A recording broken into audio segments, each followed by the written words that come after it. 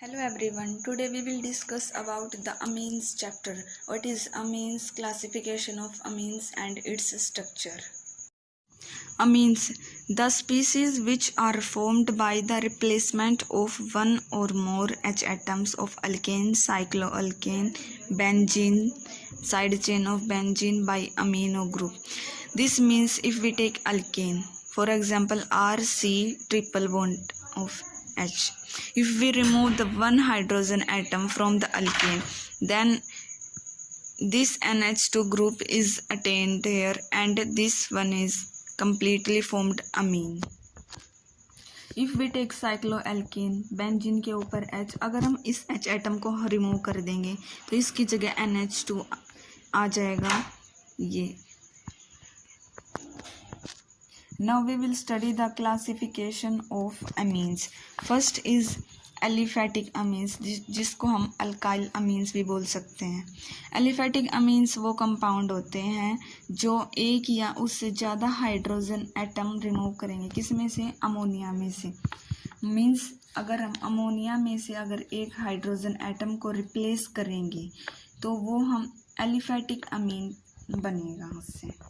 Now we will study about the cyclic amines. Cyclic amines, the compounds which are formed by the replacement of one or more hydrogen atom of ammonia by a cyclic group. Cyclic amines का means मतलब क्या होता है? ऐसे compound जो form किए जाते हैं, मतलब ऐसे कंपाउंड जो बनाए जाते हैं अमोनिया के एक या उससे ज़्यादा हाइड्रोजन रिप्लेस करेंगे by a cyclic group. And third one is alkyl amine, the compound which are formed by the replacement of one or more hydrogen atom of ammonia by side chain of aryl.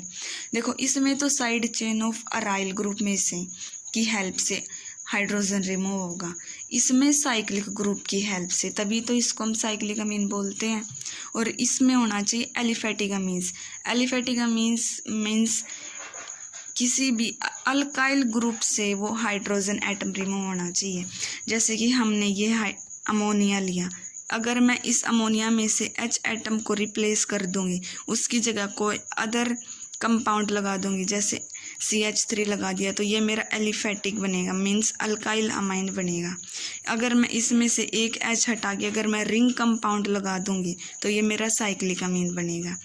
And alkyl में क्या होता है? इसमें aliphatic वाला भी होता है और एरोमेटिक वाला भी होता है. Now we will study about the classification of amines. 1 degree amine क्या होते हैं? जिसमें the compound in which nitrogen atom is linked with 1 carbon atom.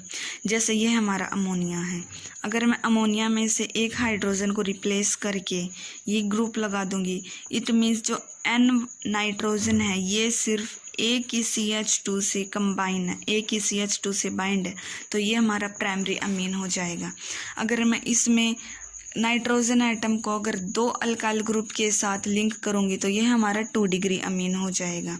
अगर हम तीनों हाइड्रोजन को रिमूव करके 3 अल्काइल ग्रुप लगाएंगे तो ये हमारा 3 डिग्री अमीन हो जाएगा.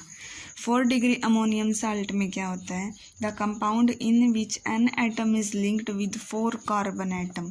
इसमें जो नाइट्रोजन एटम है ना, ये चारों कार्बन एटम के साथ लिंक होगा, इसको हम अमोनियम साल्ट बोलेंगे. अब हम स्ट्रक्चर ऑफ अमीन देखते हैं. अमीन्स की फॉर्मेशन कैसे होती है? अमोनिया से एक या उससे ज़्यादा हाइड्रोजन को रिप्लेस करके कोई भी अल्काइल ग्रुप या फिर अराइल ग्रुप अगर हम लगा देते हैं तो उससे हमारा अमीन बनता है. अमोनिया में जैसे 107 डिग्री का एंगल होता है और sp3 हाइब्रिडाइजेशन होती है. लेकिन अगर अमोनिया से अगर हम अमाइन बनाएंगे, ट्राईमिथाइल अमाइन, इसमें एंगल इंक्रीज हो जाएगा because of the bulky group. This one is CH3, this CH3. This creates steric hindrance and this angle becomes more as compared to ammonia.